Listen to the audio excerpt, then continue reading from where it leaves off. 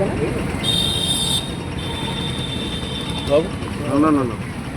నేను సెట్ అయినాక నువ్వు ఏమన్నా దగ్గరికి అక్కడే జోహార్ సాగలైలమ్మ, సాగలైలమ్మ ఆశయాలను, సాగలైలమ్మ ఆశయాలను. ఈరోజు మా బహుజన బిడ్డ సాకలైలమ్మ చనిపోయిన రోజు. సాకలైలమ్మ వీర చరిత్ర మన బహుజనులకు ఆశయ సాధనగా కొనసాగాలి.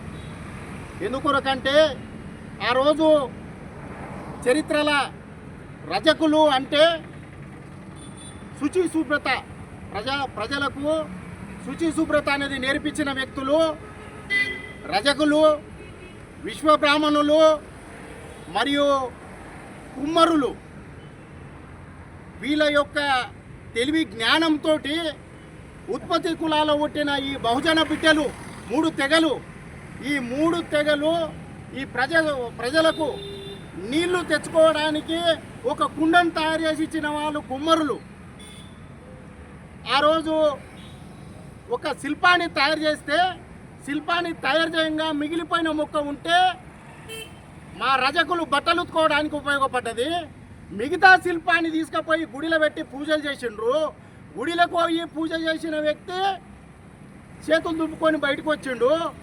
అదే మా రజకుల దగ్గరికి వచ్చిన బండని బట్టలతోటి కొట్టి కొట్టి బట్టలు శుభ్రమై వచ్చినాయి.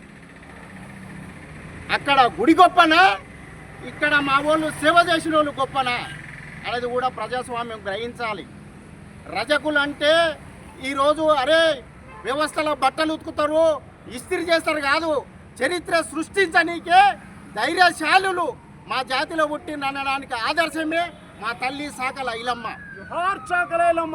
ఈ విధంగా మా జాతిలో ఒక్కొక్కరు ఒక వ్యవస్థని ఏర్పాటు చేసి మేము చేస్తున్న వృత్తులను బట్టి మమ్మల్ని కుల విభజన చేసి ఈరోజు వరకు కూడా మా జాతులు బహుజనులమంతా మేము ఏకం కాకుండా అరే నీవు కుమ్మరోడవు, నీవు సాకలోడవు, నువ్వు మంగళోడవు, నువ్వు ముదిరాజువు, నీవు మాదిగోడవు, నువ్వు మాలోడవు, నీవు ఓట్లోడవు, ఇట్లా వ్యవస్థని చిన్నాభిన్నం చేసి ఎక్కడ మేము ముక్కుమడిగా కలవకుండా రాజకీయ చైతన్యం అనేది ఏర్పాటు కాకుండా మమ్మల్ని విభజించి పాలిస్తున్నారు.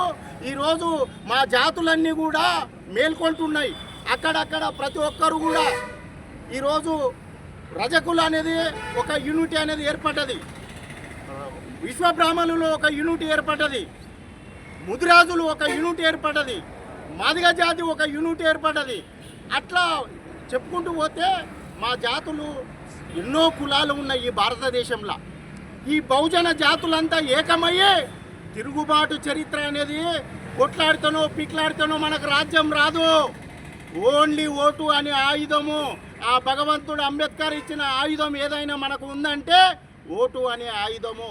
ఓటు అనే ఆయుధంతో తెరచాటున ఓటు వేసి మన రాజ్యాన్ని మనం సాధించుకోవాలి. ఆ తల్లి ఆ రోజు తిరుగుబాటు చేసి, దొరలపైన తిరుగుబాటు చేసి చరిత్ర సృష్టించింది. ఈరోజు మనం కొట్లాడే అవసరం లేదు, ప్రాణాలు అర్పించే అవసరం లేదు.